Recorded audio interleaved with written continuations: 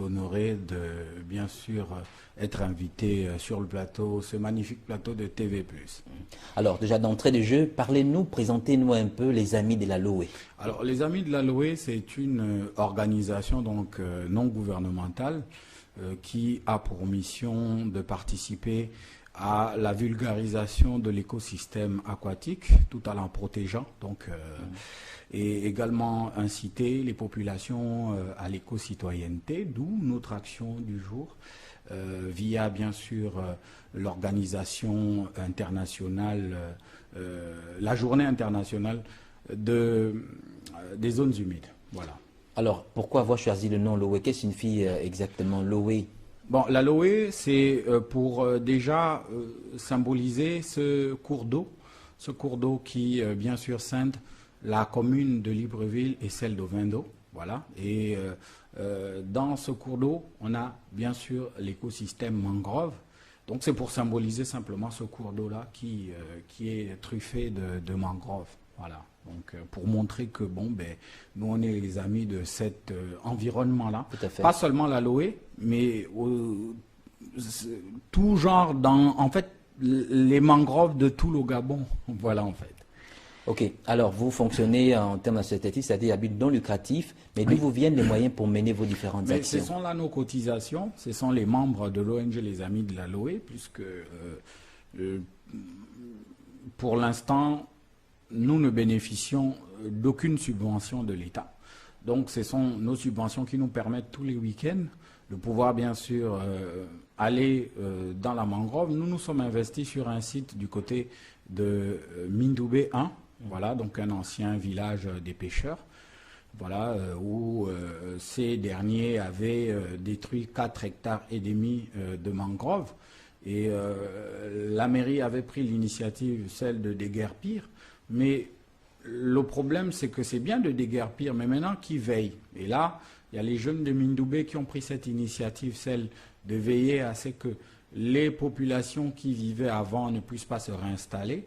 Et nous, on a surfé sur la vague, donc on s'est associé avec, bien sûr, les jeunes de Mindoubé 1, qui fonctionnent en collectif, vu que nous sommes une entité légalement constituée.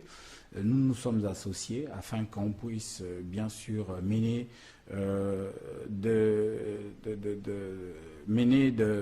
en fait, des sensibilisations, mais aussi bien sûr l'assainissement dans ce site, parce que il faut rappeler que ce sont là les anciennes habitations, et quand la mairie a procédé à la destruction, donc il y a eu bien sûr les restes, donc les débris de maisons, donc il a fallu bien sûr procéder à l'assainissement, et aujourd'hui cet endroit est devenu sain, et vous pourrez le constater si bien sûr vous venez sur place.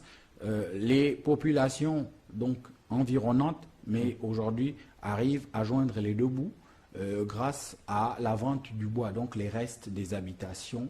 Voilà, donc qui sont dépiqués et puis bien sûr séchés et puis procéder à la vente pour nourrir un peu les familles. Et nous, on procède bien sûr à la restauration, donc au planting des mangroves. D'accord. Les mangroves, c'est pas seulement Mindoubé, il y en a plusieurs dans des quartiers de la capitale gabonaise. Est-ce que vous comptez seulement vous arrêter à Mindoubé, ou vous avez des visées qui vous permettraient justement d'aller dans d'autres quartiers, bien évidemment avec les moyens qui sont à vos dispositions? Ben oui, malgré le faible taux de moyens dont on dispose, dû à nos cotisations, nous déployons un peu partout, parce que via notre page Facebook, voilà, donc on reçoit bien sûr des alertes du côté, par exemple, des charbonnages, voilà, donc là-bas on a bien sûr signaler, donc on a pris des photos et puis mettre à disposition de l'administration afin que l'administration soit informée de ce qui se passe. Voilà, donc il y a destruction, il y a vente des terrains et tout ça derrière le lycée de Dibadiba. On a également intervenu du côté de Malibé 1. Voilà, donc on a été invité par une dame qui bien sûr vit à proximité de la mangrove afin que cette mangrove ne soit pas bien sûr détruite. Donc on a procédé à la pose de panonceaux, parce que nous on excelle un peu plus dans la sensibilisation. On se dit c'est le socle, il faut sensibiliser, Voilà, donc comme on l'a fait aujourd'hui avec la mairie du 3e arrondissement, sensibiliser, c'est comme quand vous éduquez votre enfant. Si vous le faites régulièrement, c'est clair que vous allez en tirer quelque chose de bien. Et c'est notre cheval de bataille, la sensibilisation au maximum. Et si vous allez, ça fait 2 ans nous sommes sur le site Loé Mindoubé 1, anciennement appelé Shanghai. Nous nous sommes dit, mais c'est chez nous, parce que ce sont là les pêcheurs qui avaient baptisé cette zone Shanghai. Et nous, on a bien sûr, aujourd'hui, cette zone, c'est fait appeler le village mangrove Loé Mindoubé 1. D'accord. Et voilà. D'accord. Aujourd'hui, il faut le dire, vous parlez de sensibilisation, c'est le moyen par lequel vous procédez pour amener justement les populations à prendre de plus en plus conscience par rapport justement à la préservation et à la restauration, on va dire, des mangroves. Oui. Mais il est à déplorer que malgré le fait que les gens soient sensibilisés, force est de constater que le mal persiste toujours. Et on se demande, est-ce que la sensibilisation suffirait-elle pour mettre un terme, sinon pour emmener les populations à adhérer au concept aujourd'hui de la préservation de zones dites humides? Oui, bon. Est-ce qu'il n'y a pas d'autres moyens? Mais la sensibilisation, nous déjà on a une preuve. Sur le site Loé Mindoubé 1, là-bas il n'y a plus d'instruction de mangrove. Depuis 2021, on n'enregistre plus de cas de destruction de mangrove, dû à notre présence régulière. Et ça, c'est ce dont on peut lancer comme message à notre administration, c'est d'être régulièrement présente dans ces zones-là. Et la présence joue un rôle capital.